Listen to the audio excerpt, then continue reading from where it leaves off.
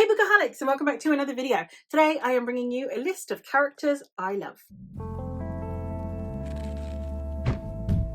I have a whole series on my channel about the themes of books. I have a whole series on my channel about the vibes of books. I need to start one about characters, obviously. I'm going to be starting out with the obvious ones. They're just characters that I love. They're just ones that I want to hug. They're just ones that I just feel in my heart and soul, and I love them so much. And that's it. Like, they're not necessarily cinnamon rolls. They're not necessarily absolute angels. They're just ones that I love. And I've got 5 of them for you today, and I'm hoping to continue this series throughout the summer. The first one I'm going to talk about is a character from the Iron Crown by L.L. McRae. This is the Dragon Spirits series. I love this series so much. I am waiting on book 3. It feels like it will be eternity till it comes out, but I'm having such an amazing time with this series so far. It's still ongoing, and we have in here one of my favorite characters, which is Giselle. Giselle is the girlfriend of one of the more prominent characters in the series, and she's just a cinnamon roll. I just want to hug her. She's perfect for her girlfriend. She's definitely that stabilizing, loving influence on someone who has a really difficult past, someone who does not connect very well with their emotions, and Giselle just brings out the best in every single person that she's around. And she's that character that from the get-go you're like, I must protect you at all costs. I love her within this story because we have a world that is not in a good place, and yet she is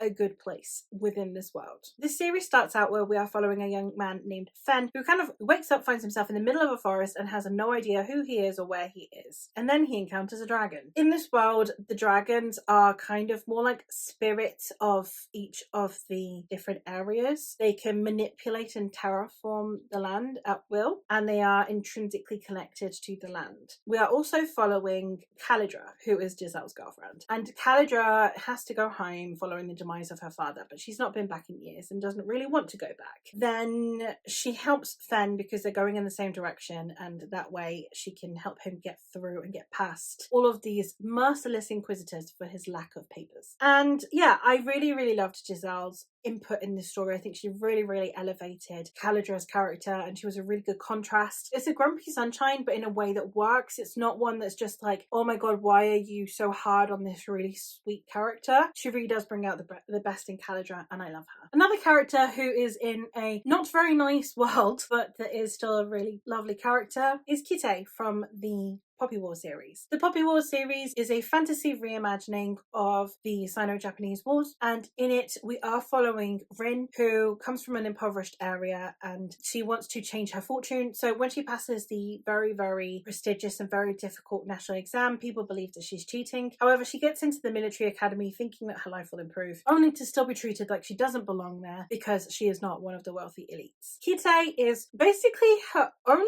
friend at the beginning. I love him so much. Like, he is literally the most adorable character in this series. He is the only light in this really dark world. Like, this whole series is either people who are cynical, people who are mean, people who are privileged and snobby, people who are angry and vengeful, and then you have Kite.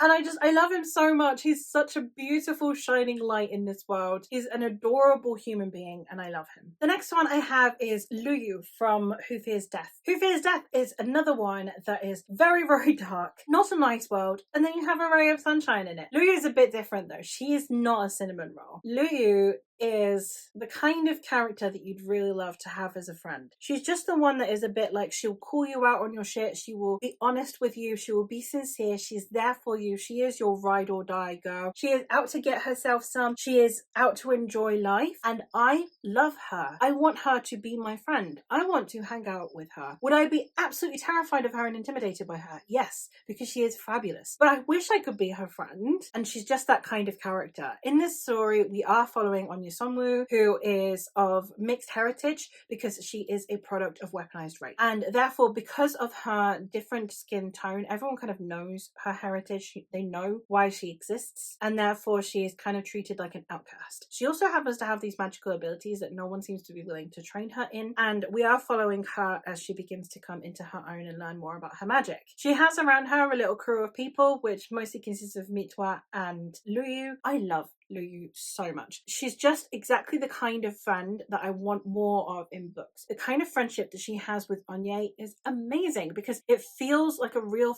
friendship. It's not one of those where it's like you have 90s teen drama style best friend who is not really a very good friend. Luyu is a character in and of herself. She feels like a separate entity. She's not just an accessory to the protagonist. And I just love her sincerity, her no-nonsense take on life, and I love her and I want her in my life.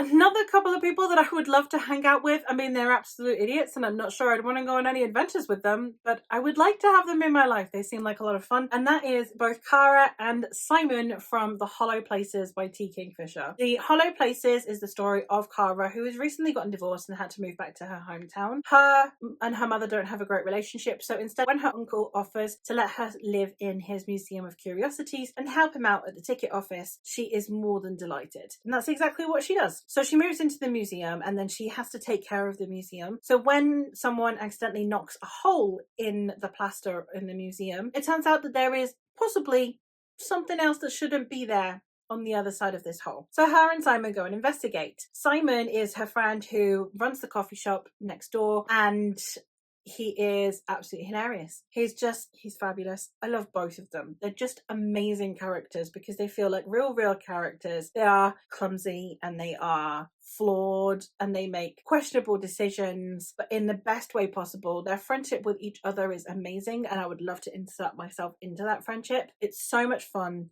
They're just people that I feel like would be absolutely a blast to hang out with, and their sense of humour is on point. And the last one that I have is one that, again, would intimidate me, and I probably wouldn't be able to keep up, but I would love to try, and that is Isabella Camhurst, or Lady Trent, from the Memoirs of Lady Trent series by Marie Brennan. This is a series that I loved Isabella more and more with each installment. She's just someone who, despite the fact that she is in a world that wishes to restrain her, that wishes to not give her advancements, because of the measure of kindness that she has seen, she always instigates everything with kindness, with thoughtfulness. She wants to learn, she wants to understand people, she wants to understand life and her surroundings. And it's done in such a wholesome way because she is someone who just cares. She cares about the dragons she's studying, she cares about the people that are accompanying her, she cares about the people who are in her care, and I love it so much. And she's just someone that I think would be